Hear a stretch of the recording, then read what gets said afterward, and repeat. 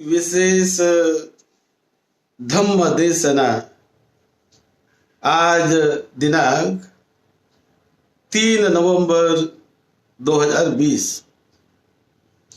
3 नवंबर 2020 ये विशेष धम्म देशना हम मूल पाली त्रिपिटक के ग्रंथों के आधार पर देते हैं। जिन त्रिपिटक के ग्रंथों में तथागत भगवान बुद्ध की ओरिजिनल वाणी मूल वाणी संग्रहित है। त्रिपिटक के उस ग्रंथों में से मध्यम निकाय पाली इस ग्रंथ के एक सूत्र पर आज हम थोड़ी चर्चा करेंगे। चिरं तिष्ठन्तु सद्धम्मो लोको हुन्तु सुखी सदा। सद्धम्म इस पवित्र पावन धरती पर दीर्घ काल तक टिका रहे, दीर्घ काल तक बना रहे और लोग उसे जाने समझे, उसे सुने, उस पर चिंतन मनन करे, उस रास्ते पर चले और उस रास्ते पर चलकर अपने जीवन के कई दुखों को दूर करे, अनेक दुखों को दूर करके अनंत सुख शांति का आनंददायक ऐसा विशुद्धि का मार्ग, विशुद्धि का साक्षात्कार करके अपने जीवन को धन्य धन्य करे, मंगलमय करे। यही भावना तथागत भगवान बुद्ध की थी और यही भावना अरहत भिक्षुओं की रही है। आज हम मध्यम निकाय के अलगद्दुपम सुत्त पर चर्चा करेंगे। जो ओरिजिनल ग्रंथ है उससे ही हम पढ़ रहे हैं। अलगद्दुपम सुत्त एवं में सुतं एकं समयं भगवा सावत्यं विहरति जेतवने अनाथ पिंडिकस्य आरामे तेन खोपन समयेन अरिठस्स नाम भिक्खुनो गद्धब्बाधि पुब्बस्स एव रूपम पापकं दिट्ठिगतं उत्पन्नं होति तथा हम भगवा धम्मं देशितं आजानामि यथा यमे अंतरायिका धम्मा उत्ता भगवता तेन पटि सेवतो नालं अंतरायाति। तो इस प्रकार एक बार तथागत भगवान बुद्ध श्रावस्ती के अनाथ पिंडक ने दिए हुए जेतवन विहार में भिक्षु संघ के साथ विहार करते थे। बुद्ध वहां रहते थे और उस समय एक अरिठ नाम के भिक्षु, उसके मन में एक ऐसी पाप दृष्टि यानी गलत फहमी उनके मन में निर्माण हो गई। वो कहने लगे जिनको उनको अपने सभी मित्रों को कि जो धम्म तथागत बुद्ध ने बताया है वो तो मैं अच्छी तरह जानता हूँ, मैंने सीख लिया है उन्हें, मैंने समझ लिया है उन्हें और मैं उसे अच्छी तरह जानता हूँ। तथागत बुद्ध ने जिन धर्म को विघ्न कारक बतलाया है, ये विघ्न निर्माण करने वाले हैं, दुख देने वाले हैं, ऐसा जिन्हें बतलाया है, लेकिन मैं उनका सेवन करता हूँ, उस रास्ते पर मैं चलता हूँ, फिर भी वो मुझे दुख नहीं देते, वो दुखदायक नहीं होते हैं।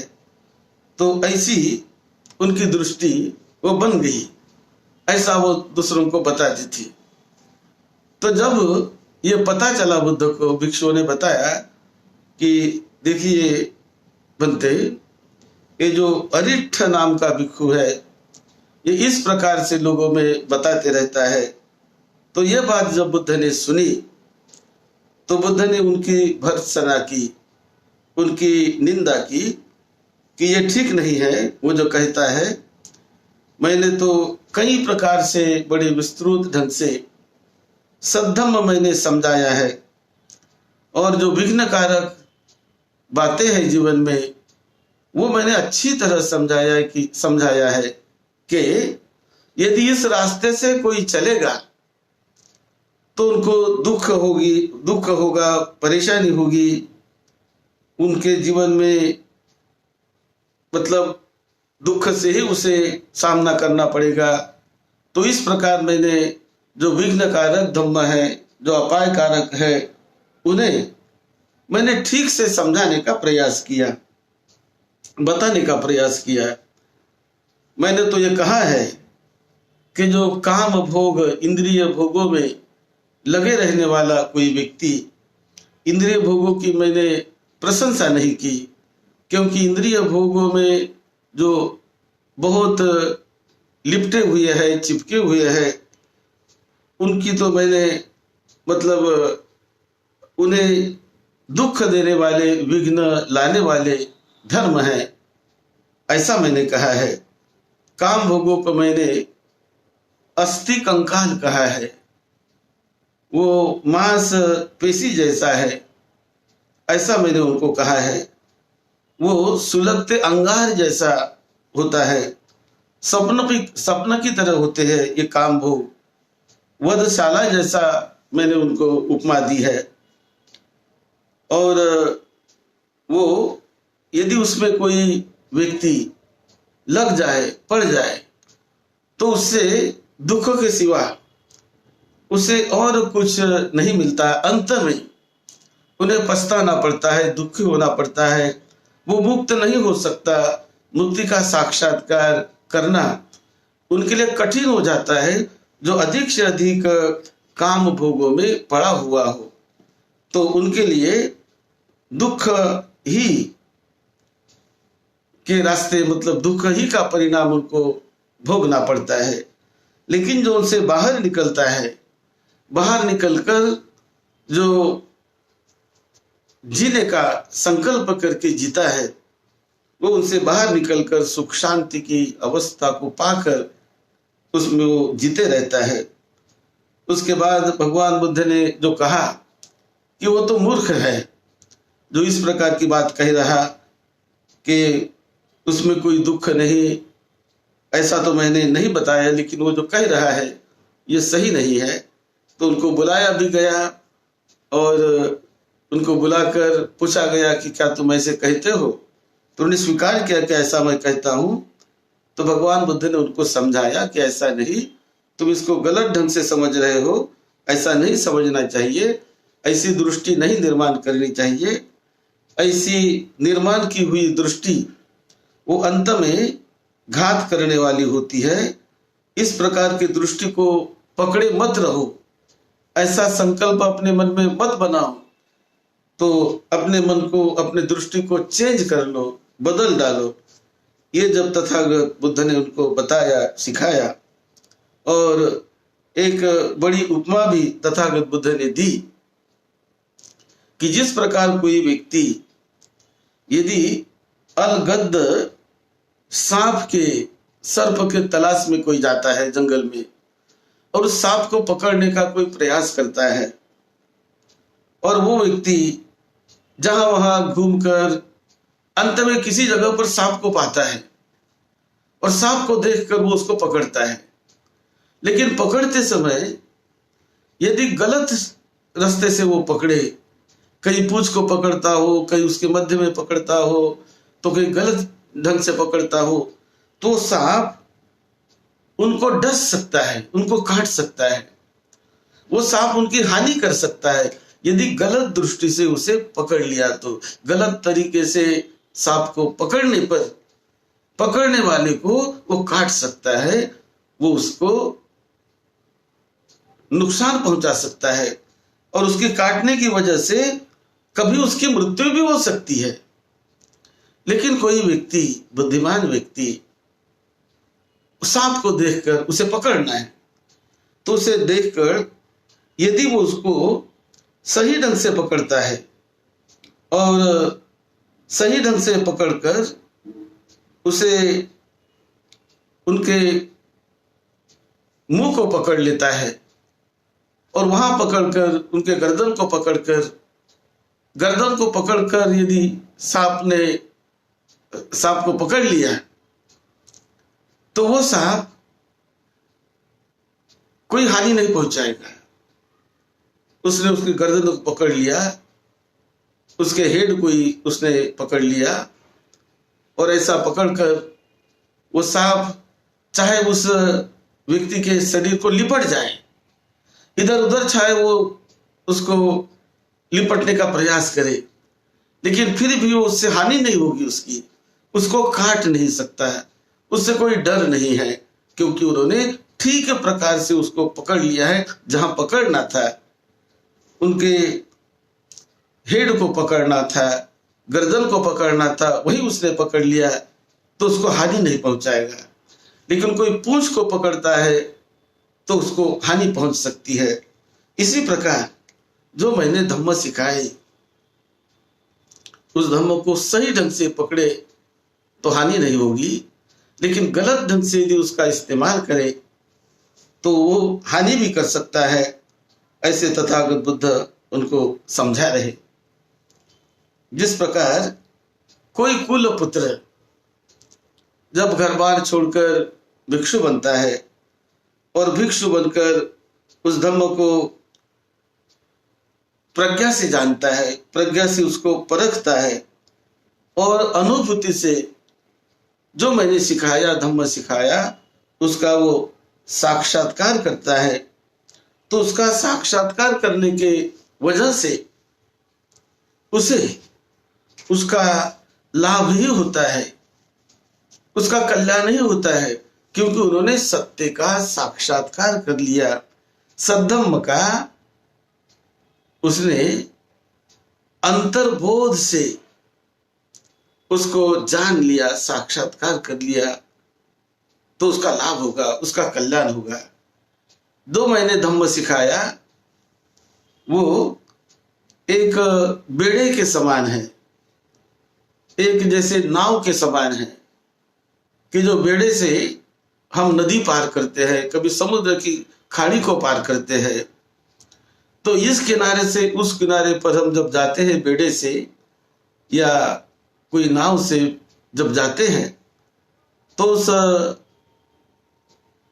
नदी पार करने के बाद, उस खाड़ी को पार करने के बाद, उस नाव को हम अपने सिर पर नहीं उठा लेते, उसको लेकर नहीं चलते, लेकर नहीं जाते, तो हम उसे छोड़ देते हैं। उसका इतना ही काम था कि बस नदी पार करने के लिए, खाड़ी पार करने के लिए हमने नाव का उपयोग किया, उस बेड़े का उपयोग किया और उपयोग करके उन्हें हमने छोड़ दिया।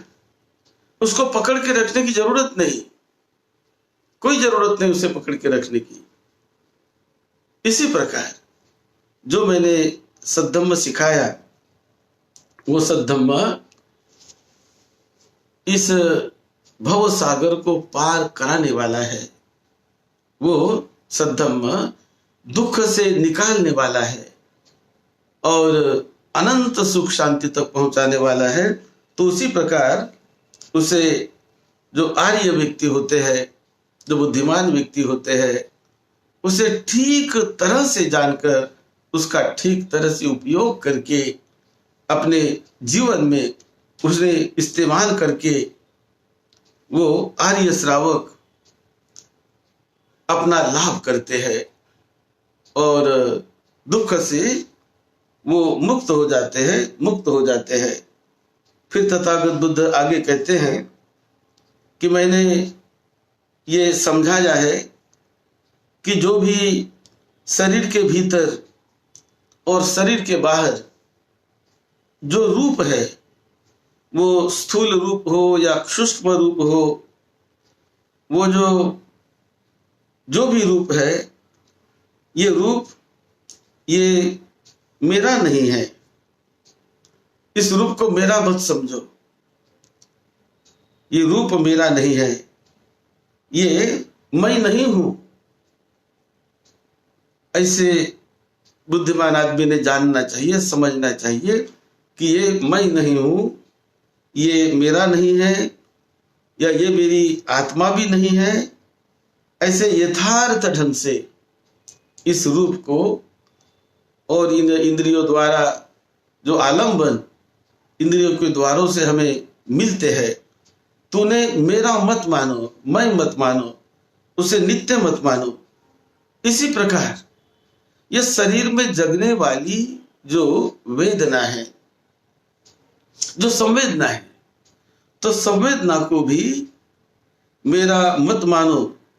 ये संवेदना मेरी नहीं है, ये संवेदना मैं नहीं हूं, ये संवेदना वेदना संवेदना बदलने वाली है, ये मैं नहीं हूं। ये सम्यक दृष्टि हो गई। लेकिन उस वेदना कोई व्यक्ति मेरा मानता है, मैं मानता है, तो गलत धारणा हो गई, वो गलत दृष्टि हो गई। उसी प्रकार संज्ञा यानी परसेप्शन, मन का एक अंग, उसे भी मेरा मत मानो, वो मैं नहीं है, मेरा नहीं है। उसी प्रकार संखार विज्ञान, ये भी विज्ञान मेरा नहीं है, मैं नहीं हूं, ये अनित्य है, परिवर्तनशील है, अनात्म है, मेरा नहीं है। ऐसा यदि मानते रहने से उससे वो व्यक्ति मुक्त हो जाता है, उससे वो पार निकल जाता है। लेकिन जो मैं मेरा उसको मानते रहेगा, वो उसके साथ चिपका रहता है, फंसा रहता है और वो बाहर नहीं निकल पाता।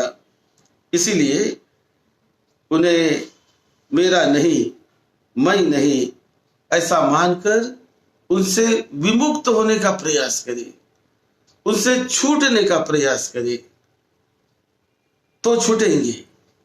और छूटने का प्रयास किया ही नहीं तो छुटकारा नहीं होगा। तो इसलिए वो प्रयास हमें करना है। रूप वेदना जो पंच स्कंद है, रूप वेदना संज्ञा संखार विज्ञान, इनके बारे में यही तथागत बुद्ध ने स्पष्ट रूप से बताया है कि ये मैं नहीं, मेरा नहीं। बुद्ध ओरिजिनल ग्रंथ में इस प्रकार है, सब्बं रूपं नेतं मम नेसोहमस्मि न मेसो अत्ता एवमेतं यथा भूतं संपपඤ्ඤाय दट्ठब्बं सब्ब वेदनं नेतं मम नेसोहमस्मि न मेसो अत्ता एवमेतं यथा भूतं संयपඤ्ඤाय दट्ठब्ब सब्ब संयं नेतं मम नेसोहमस्मि नेसो में अत्ता। यानी ये जो संज्ञा है, रूप है, वेदना है, या ये जो चक्षु है, उनसे निर्माण होने वाली जो संज्ञा है, ये मैं नहीं हूं, ये मेरा नहीं है। इस प्रकार का उनके प्रति भाव बनाए रखो तो हम उससे बाहर निकलते रहेंगे।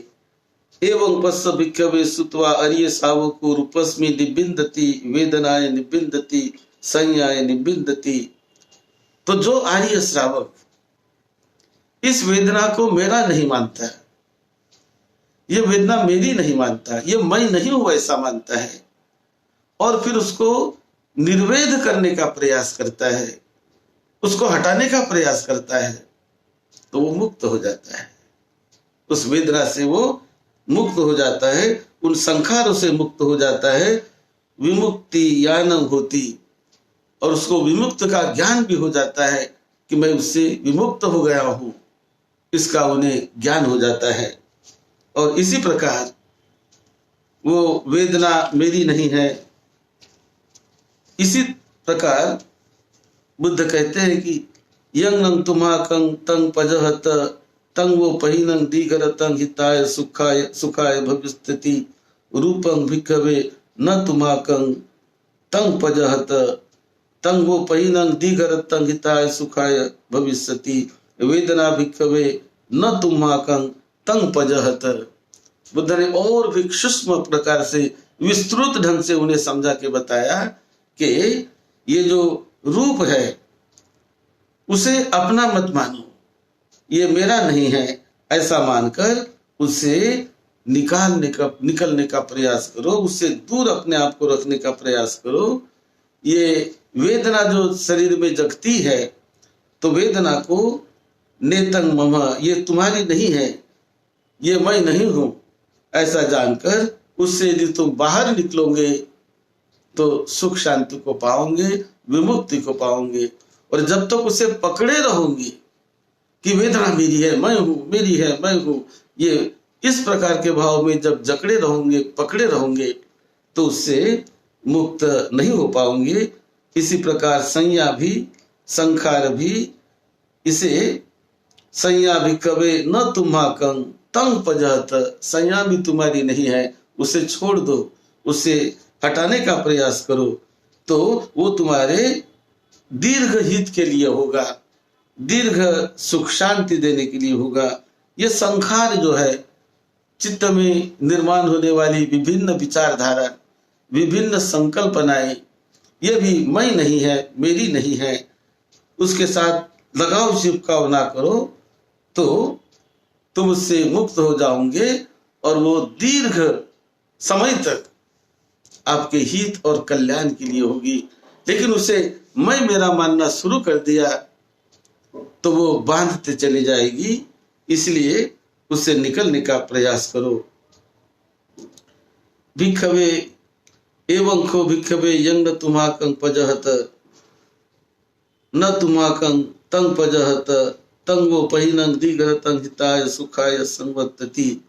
तो इस प्रकार वेदना के बारे में, संवेदनाओं के बारे में तथागत बुद्ध ने इस सूत्र में बहुत सूक्ष्म प्रकार से अच्छी तरह समझा के बताया है कि बुद्ध की मूल शिक्षा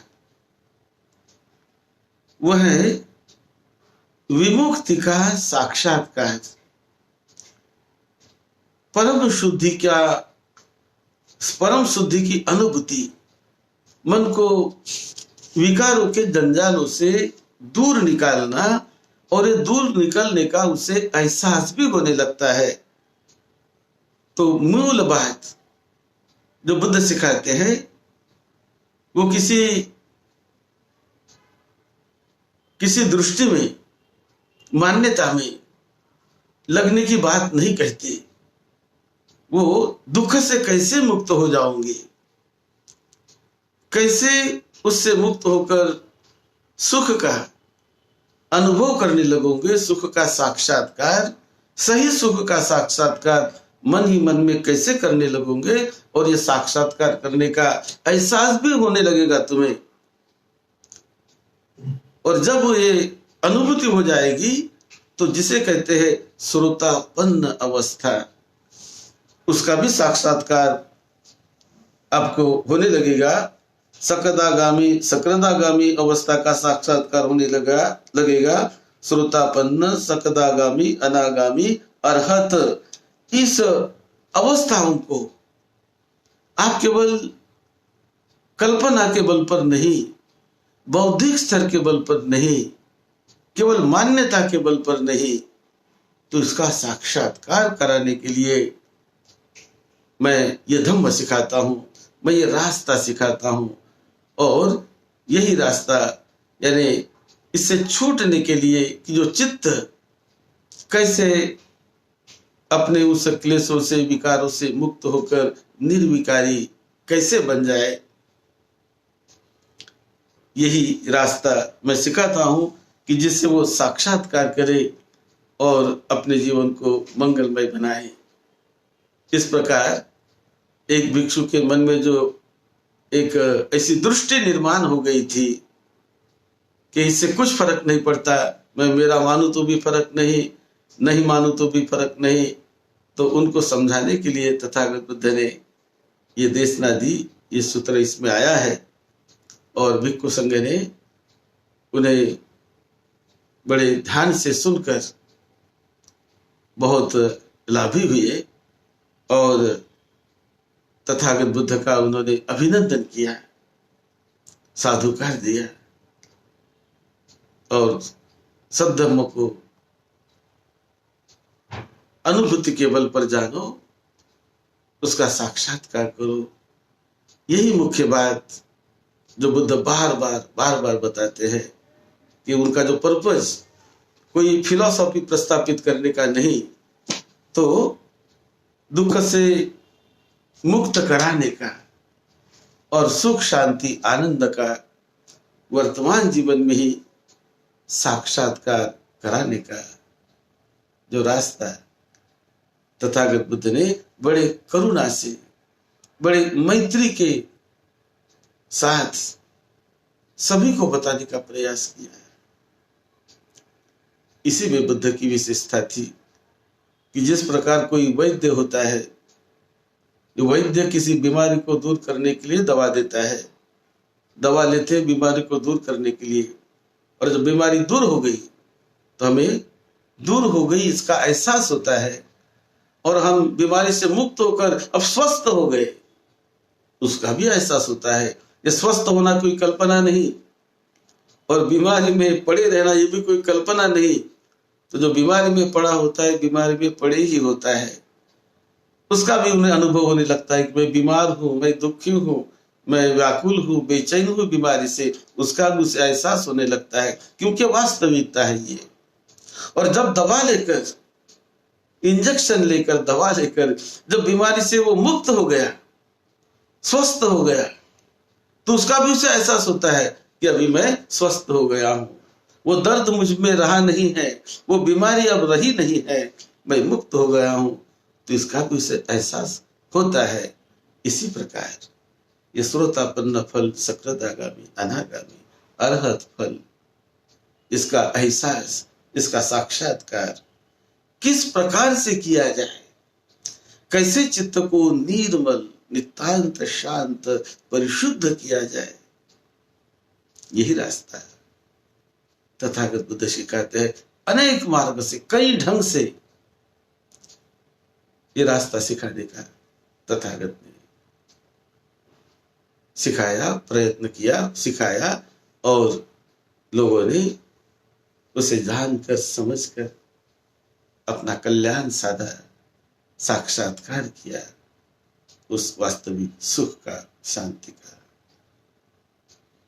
आप सबको सुख शांति मिले, निरोगत्व मिले, लंबी उम्र मिले, आपके परिवार के छोटे बड़े सभी को सुख शांति मिले, मंगलमय आपकी जीवन यात्रा बीतती रहे। यही मंगल मैत्री के साथ सद्धम्म की सेवा में, आपकी सेवा में डॉक्टर भदंत राहुल बोधी महाथेरो। आप हमारे YouTube के चैनल में जरूर जाइए, अपने मोबाइल पर डॉक्टर भदंत राहुल बोधी नाम लिखिए, टाइप करिए और चैनल में कई प्रवचन वहां पर बुद्ध की बड़ी ओरिजिनल वाणी वहां पर है, तो उसका लाभ लीजिए। बुद्ध की दिनचर्या कैसी रही, उनका दिन का टाइम टेबल कैसे था, वो भी देखिए वहां पर। उसी प्रकार मंगल मैत्री क्या होती है, मंगल मैत्री के 40 लाभ कैसे मिलते हैं, कैसी मंगल मैत्री करनी चाहिए, उसकी भी क्लिप्स, सीडियां वहां पर आपको मिलेगी। एक बार नहीं, बार बार, क्योंकि धम्म ये प्रैक्टिस करने का होता है, जीवन में उतारने का होता है, साक्षात्कार करने का होता है। करिए, जानिए और लोगों को भी बताइए, वहां जाकर सब्सक्राइब भी करिए, शेयर भी करिए, सब्सक्राइब भी करिए, तो अगली क्लिप तुरंत आपको मिलेगी। धम्म के लाभी बनेंगे, आप सबका लाभ हो, सबको सुख शांति मिले, सबका मंगल।